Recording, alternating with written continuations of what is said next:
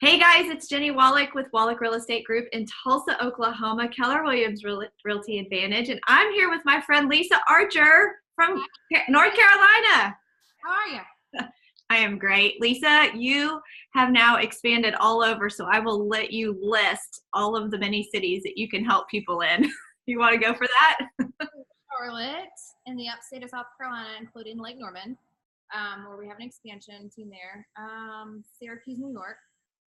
Birmingham, Alabama, and then all the way from Destin to Gulf Shores, Florida and Alabama, and then Louisville, Kentucky, and Seattle, and next week, Massachusetts. Wow. Well, congratulations. Secret. So not so secret. Okay, when are you announcing? And I'll wait to post it. I don't care. Monday. So the main reason I'm sharing all my friends' agent success secrets, and when thinking of social media, of course you come to mind. You rock it, and actually you're so good at it. You have a class that you teach on it. So I was reminded of this and thought, oh crap, I'm probably not doing that, and I need to know. So I'm going to let you retrain me on it, and then I'm going to share it with everyone else if that's okay. Did I send you the PDF? Yes. Okay, good. I just want to get sure. Oh no, you didn't. You can't. I will. I'll share you the PDF. Okay, then I can check. We're at the 555. It's basic, I'll give you like the really brief history of where it came from and why, and then I can give you a 2-minute tutorial on how to do it. So, Yes. My now 10-year-old is in 4th grade, and we literally just left his school. He had a fun run, which is why I asked you if we could move things earlier. Long story short, when he was in pre-K, he has to get dropped off, you have to pick him up, and that was my job. So I took him pre-K, picked him up, and I had my first real estate coach, and he was like, well, you've got to lead generate from 9 to 11. Like, we know this is our one job is to lead generate. And it was going to be impossible because I had to get my daughter to school, and she had to be there by 8, and then he couldn't be dropped off till 8:30. Well, it's 45-minute drive to my office. So starting lead generation, I would be late every single day, about 15 minutes. And so she was like, okay, what can I do? And I was like, well, maybe I can start making phone calls in the morning. Yeah, that's not going to work with a 2, 3, 4-year-old in the back of your SUV. Even if you give them Cheerios and sippy cups and, your iPad, like it's not going to work. So that, I just was like, fine, whatever. But you do have your phone, and you're sitting in the car with your phone and Facebook. So I just came up with something that I could do on Facebook that would allow me to start lead generation. I am not telling you Facebook is your lead generation. I'm just telling you that you can make it a part of. And I look at it now. I've renamed in my phone all of my social channels. They're in a folder. It's kind of odd. I have like 0C, yet I have to be put in a system, and then that's where I can thrive and get stuff done. So on my phone, I don't know if you're able to see this, but I can show you. And I can show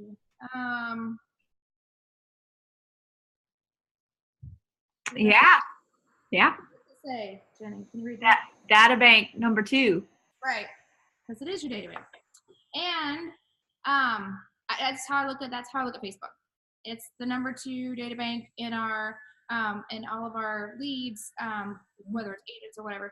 So long story short, I came up with the 555, and it's very simple. Take the 5 list. So Facebook made it easy for you to make a list and put everyone hopefully in one of those 5. The ones that I chose to interact with on a daily basis are agents. And then as I taught this more and more times and more I said it, now it's called agent for referrals or agent referrals. Because you want to call them how you want them to behave, how you want them to show up. Then I've got client for life, which used to be called past clients. Well, I don't want them just to stay there. I want them to constantly be referring us more business, come back in our lives, and just be with us forever. And the third one is family, close friends, and sphere. Now, it used to be called local sphere, and then we expanded. So then I've got lender partners or home warranty partners or whatever. And it got really tricky at one point. I don't know if you remember this, and Diana would shoot me right now.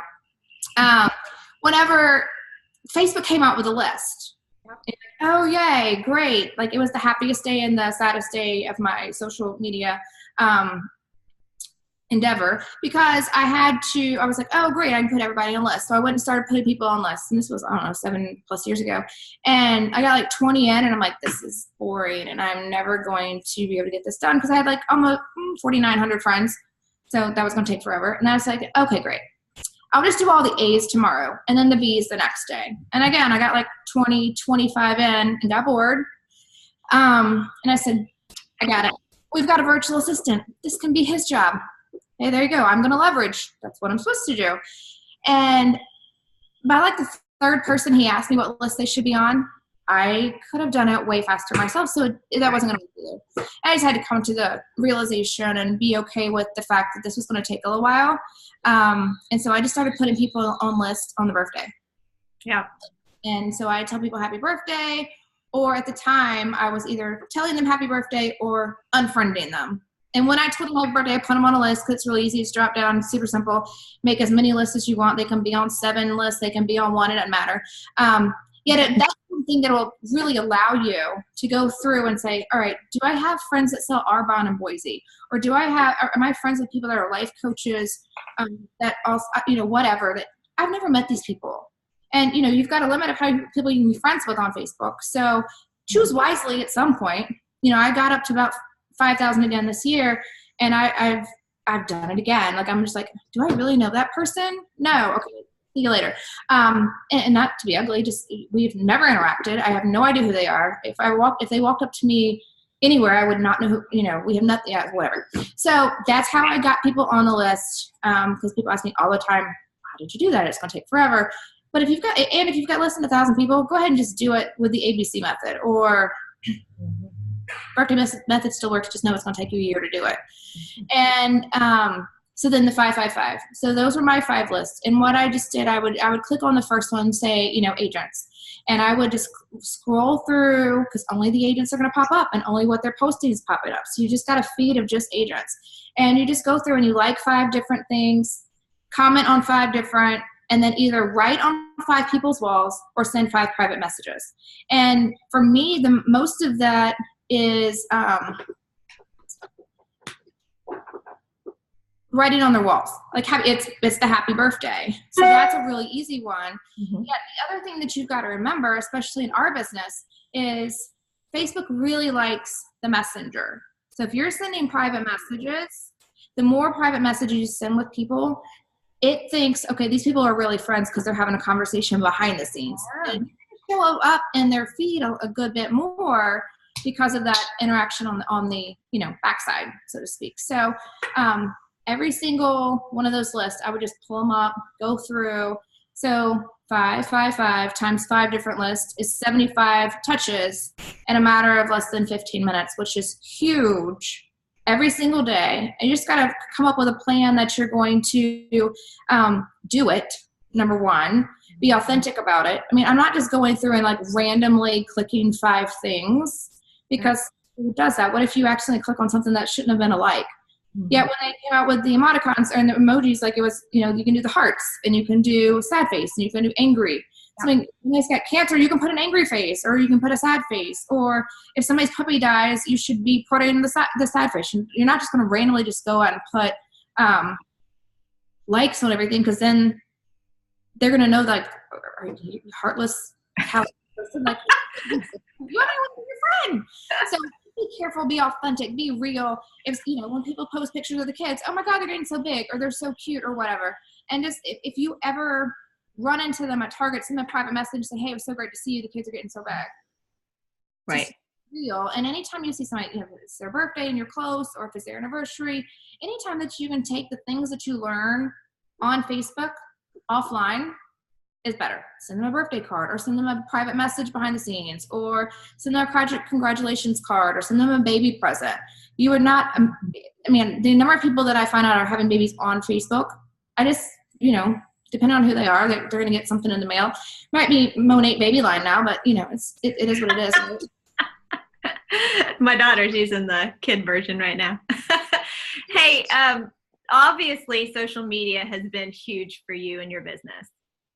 When it sounds like 7 years ago is when you started realizing that I needed to figure something out to be my form of lead gen. It has obviously worked for you. So what today would you say to someone that, like you already pointed it out, you acknowledge, hey guys, I'm not saying this is your only form of lead gen. How would you encourage others to time block for it or cut themselves off? And I mean, are you on social media all day? What's your schedule look like?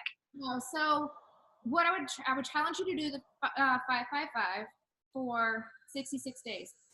Sure, there's a book a lot of us remember. You can do a 66-day challenge. They'd be the one thing, and mark it off every single day that you did the 555. It should take you 15 minutes. If you want to get crazy, in the PDF I'll send you, it says do it in the morning, do it in the evening. That's 150 touches. And it's real and it's authentic. And if you incorporate a bunch of those into private messages, then you're going to show up in more people's feeds, and they're going to show up in yours, and Facebook's going to solidify that relationship, I guess you would say.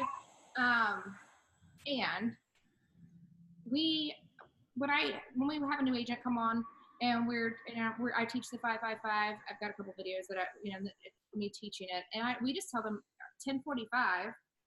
Hopefully you've been 9 to 10:45 calling expireds or FISBOs or touching your data bank or whatever the case may be. Mm-hmm. And then come 10:45, you might have heard a lot of no's from 9 to 10:45. Mm-hmm. Or you might have had a lot of people not pick up or call me back or whatever.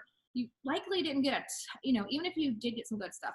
Go on Facebook at 10:45, do your 15 minutes, because then you've got to do follow-up and, go on appointments and eat lunch and whatever. So do 10:45 to 11 and do the 555 then. Because then you've got time frame of when you can do it. Yeah. So it sounds to me like you've done a little bit of going from E to P. So we're already using social media for fun or for business. This is just doing it with purpose behind it. Yeah. Well, like I said, I've got to be put in a system. I'm an extremely high D, high I. Yet put me in a system and I can go straight down the path instead of going here and here. Well, what would you say as far as social media is concerned, and you're awesome at it and you're present there, and I feel like that's probably been a lot of your success is it just naturally come through social media. What are other ways that other things you're doing with social media that we may not see every day? Are you also using, besides Facebook, any other tools? I mean, I use Twitter a little. It's just I use Instagram a little more. Mm-hmm. And then I'm on the Snapchat to keep an eye on your daughter. To watch my daughter, that's my oldest is in college. Yeah. I talk to him more on Snapchat than he even texts me. So yeah, it's I call it the Snapchat because it used to be the joke that it was called the Facebook. Yeah. And just to make them upset because she's over there rolling her eyes. Yeah, no, I don't see any business purposes yet from Snapchat in my world. Like that's not my. My audience is not on there. It's young. It's younger. It's Trey's age. It's Caroline's age, and it's for me. That's what it is. Now I do know a lot of people who are using it, but they're younger than I am. Yeah. Like their audience is on Snapchat. Like people who are buying houses from me or I'm getting referrals from, likely they're not using it because they're not friends with me. No, exactly. I say know who you are, and that's who you need to be in front of. Okay, one last question I want to ask you. With your awesomeness in social media, you've connected obviously with tons of great agents across the country. So not only are you using it for a tool for building your local business, you've built expansion businesses across the country that I bet probably started online. Oh, online. Actually, one of them did not. We met in person. Yet he knew of me because we have a lot of mutual friends. When he heard I was coming to his market center, he wanted to come meet me. So I guess technically, yeah. Yeah, all of them. Yeah. Yeah, that's pretty awesome. It's all about relationships for me. Yeah. As it is for you. Yeah. Well, what would be your final piece you could share with our audience that maybe they are a single agent, maybe they're building a team, maybe wherever they are in their business? What advice would you give them when using Facebook specifically in their business? My advice is do it, because you don't want a brand new agent, no matter how great they are, you don't want them to come in and take your clients for life because they're doing social and you're not. Your clients are on Facebook. You need to be friends with them. You need to know what's going on in their life. Real estate agents are the worst at orphaning their buyers or orphaning their clients in general.